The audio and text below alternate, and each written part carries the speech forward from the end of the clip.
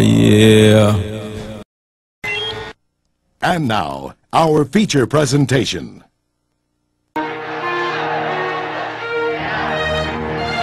I once was listening to a tape by the Honorable Elijah Muhammad.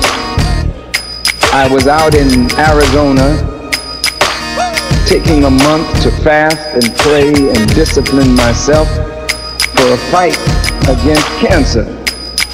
And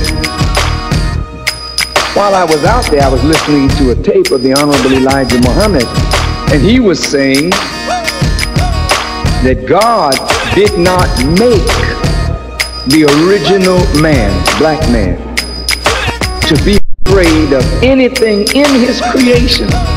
He only made you and me to fear him. And it is the fear of God and God alone that gives you mastery over the creation.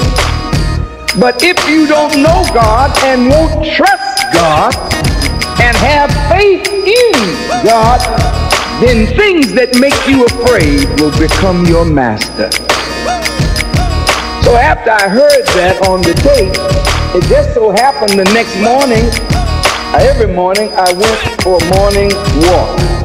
And I would walk from 4 miles every day to 11 and 12 miles sometime on the weekends. So this morning I was out walking. I always had the brothers to walk a few paces behind me because that was my time of communicating with God, and I felt I wanted to just be to myself. This morning I'm walking and a big bull is in the path. I ain't talking about a cow now. And there is a difference. And the bull is about where the exit sign is back there. And I'm walking. The bull see me, I see the bull. The bull stop and I stop too. And the bull put his head down and start moving his feet, you know. And I know what that means. And you know what that means. And a little fear, you know, jumped up in me.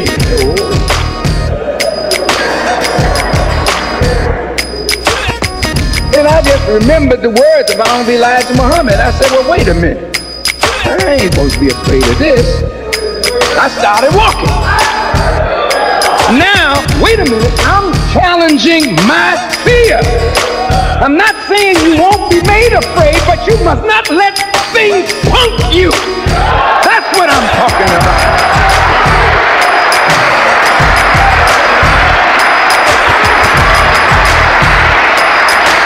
I couldn't turn around. I couldn't run backward. I couldn't walk back because I had something in my head that my teacher had told me. So I talked to myself. You heard what he said.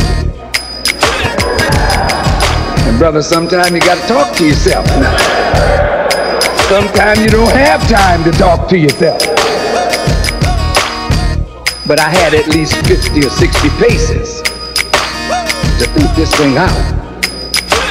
And I started walking toward the bull, and the bull never moved. He put his head down again, and he started doing this, you know. And I kept right on walking. And when I got about 20 paces from the bull, fear jumped in him. And the bull ran off in the bush. I said, Allahu Akbar.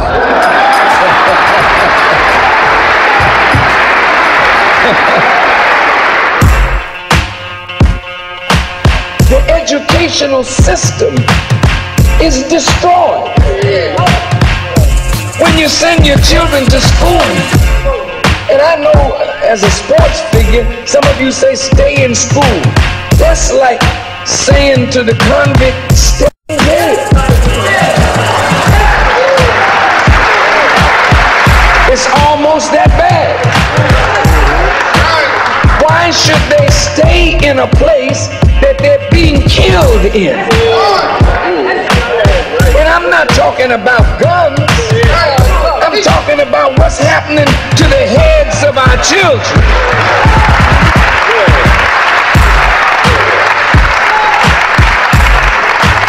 Do you think this is accidental, or do you think this has some design to it?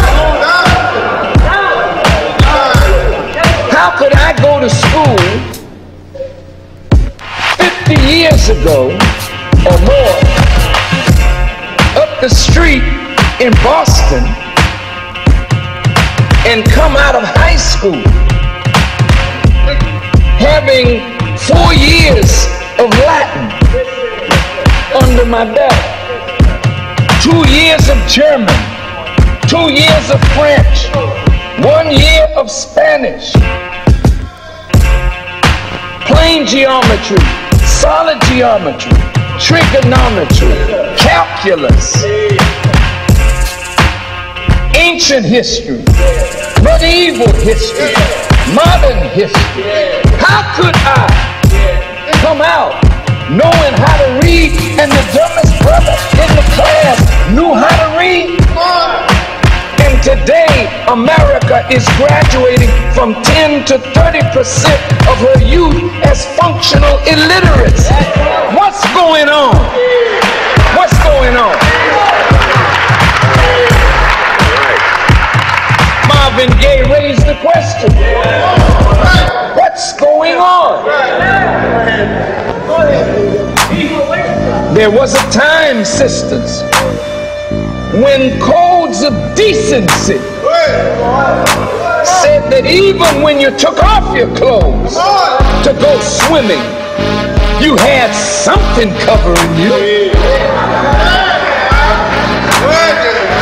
Today, you are less covered than the lower animals. They have a tail to cover their sensitive parts, and you walk with a string in your tail.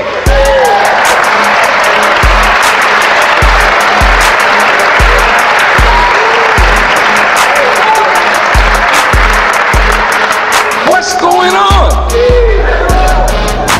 There was a time when a man liked another man. He had to keep that quiet. That's right.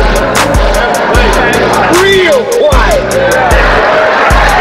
He had to act like he could lift pianos with his hand.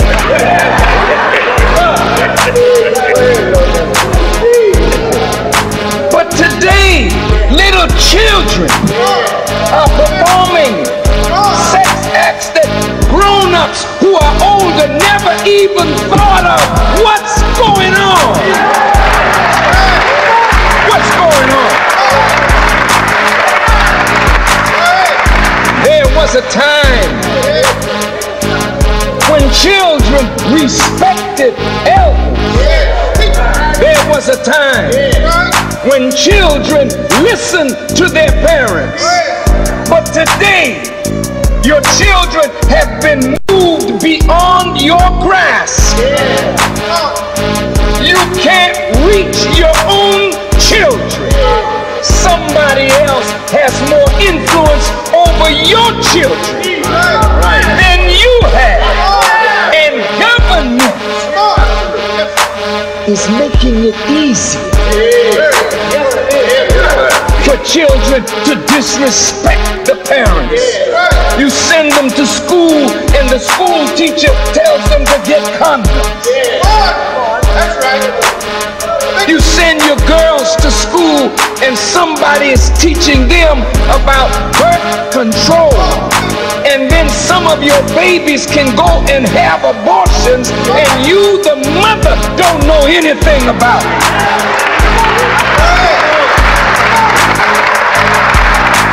You say, America the beautiful. I don't know about that. She's getting uglier every day, and somebody has to take responsibility for the ugliness of the nation. And it's not Louis Farrakhan. The carcass is the remains of a once mighty people.